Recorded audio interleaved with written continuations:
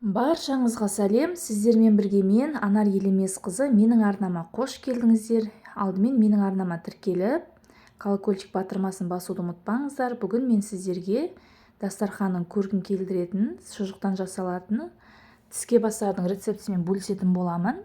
Алдымен керек нәрселермен таныстырып өтейін. Бізге сосиска, дүкеннің лавашы, жұмыртқа, шпажки және де тұз қажет болады.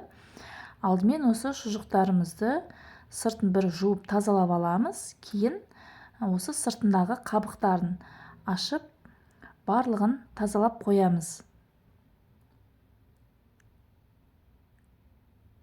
Жасалу жолы оңай, тез.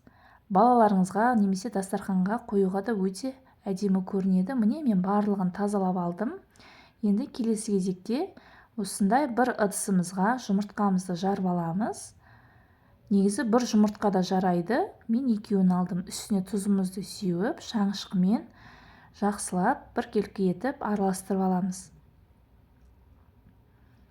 Ендеше жасалу жолына кірсеміз. Мен дүкеннің лавашын қолдандым. Егер қаласаңыз, өзіңіз лавашты жасасаңыздар да болады.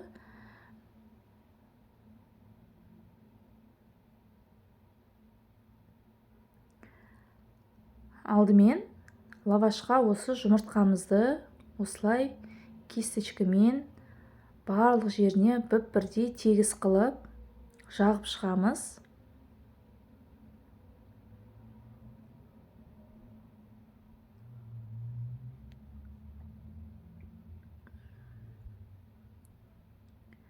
Енді осы шұжықтарымыздың көлеміндей етіп өлшеп пышақтың көмегімен осылай кесіп алатын боламыз.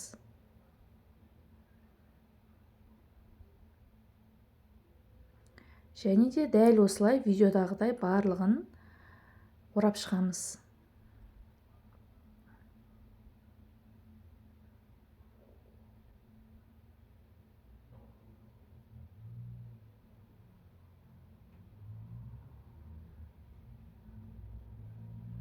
Мен осы жерде лавашты екіге бөлдім.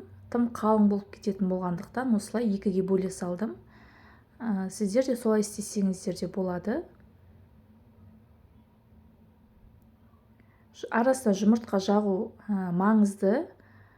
Пісірген уақытта арасы ашылып кетпей бір-біріне жабысып тұрады.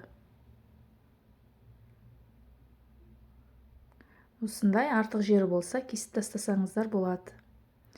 Міне мен барлығын жасап шықтым. Менде барлығы 6 болды. Енді осы шұжықтарымызды осындай екі шетін немесе шығып тұрған шеті болса артығын кесіп тастаңыздар.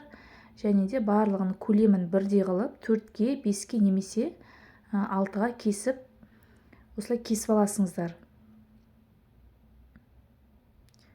Достар, менің арнам ұнаса, менің видеомды соңына дейін қарап, маған тіркеліп кетуді ұмытпаңыздар.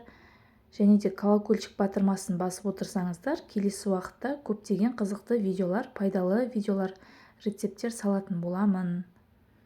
Енді шпажкамызды алып, дәл осылай мен көрсеткендей етіп тығып шығамыз.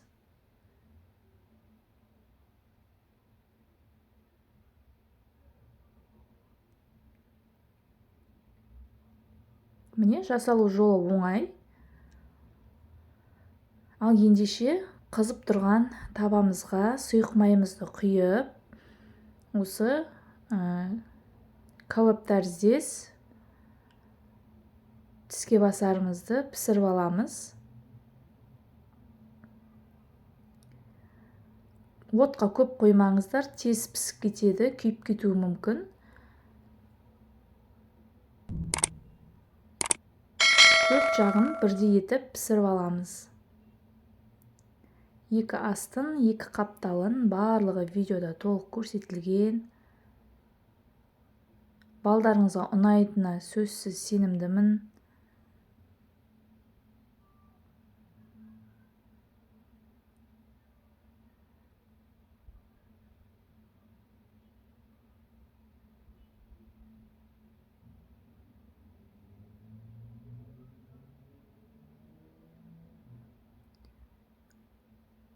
Міне осылайша мен барлығын пісіріп алдым.